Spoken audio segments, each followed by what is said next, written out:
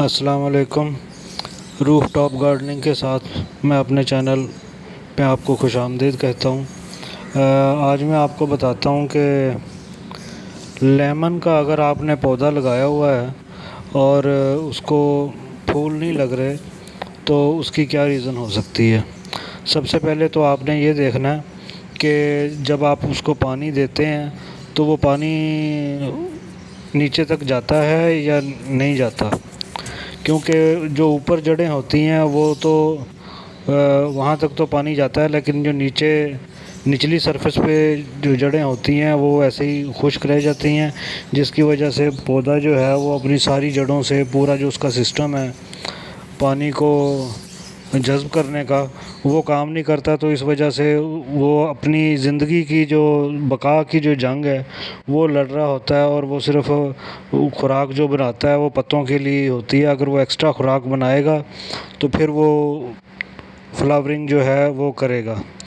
تو اس پودے کو بھی یہی شکایت تھی، اور بلکہ اس کے تو پتے جو ہیں وہ بھی سوکھنے شروع ہو گئے تھے۔ تو اس کا میں نے جائزہ لیا، تو جائزہ لینے کے بعد میں نے ایک لوہے کا ٹب لے کے اس میں پانی ڈالا، پانی ڈال کے اس کو میں نے 4-5 گھنٹے کے لیے اس کو اس میں رکھا۔ تو اس سے ہوا کیا کہ اس کے جو نیچے سوراخ ہوتے ہیں، ڈرین ہول ہوتے ہیں، وہاں پانی کھڑا ہوا تو وہ پانی جو ہے وہ اس نے نیچے سے ایبزارب کیا۔ تو نیچے سے پانی ایبزارب کر کے تو یہ اوپر کی طرف تقریباً 1 فٹ 1.5 فٹ کا جو 1 فٹ کا جو ایریا ہے اس کو یہ سیراب کر لیتا ہے پانی۔ تو جب اس کو پانی وہاں سے ملا تو پھر اس میں زندگی کی کوئی نئی رمق جو ہے وہ دیکھنے کے لیے ملی، اور ودن 3 to 4 days اس کے پھول جو ہیں وہ نکلنے شروع ہو گئے۔ تو اس بات کا خاص خیال رکھیں کہ گملہ جو ہے وہ آپ کا جو نیچے ہول ہے وہ بلاک نہیں ہونا چاہیے، وہ اس میں اگر اوپر سے پانی آتا ہے تو وہ نیچے تک آ جائے، اور اگر وہ پانی آپ اوپر دیتے ہیں وہ نیچے سے مین ہول ہے اس میں سے نہیں نکلتا، تو اس کا مطلب ہے کہ پانی آپ کا اوپر ہی خشک ہو رہا ہے، نیچے جڑوں تک نہیں آتا۔ تو جو نیچے جو سوراخ ہے ڈرین ہول، تو پھر اس کا یہ کرنا چاہیے کہ کسی ٹب میں اس کو رکھ کے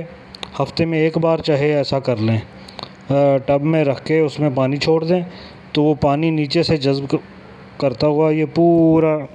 گملہ جو ہے وہ پانی کو یوٹیلائز کرے گا، تو اس سے اس کی جو خوراک کی ضروریات ہیں وہ پوری ہوتی رہیں گی۔ عام دنوں میں تو آپ اوپر سے پانی دے دیتے ہیں،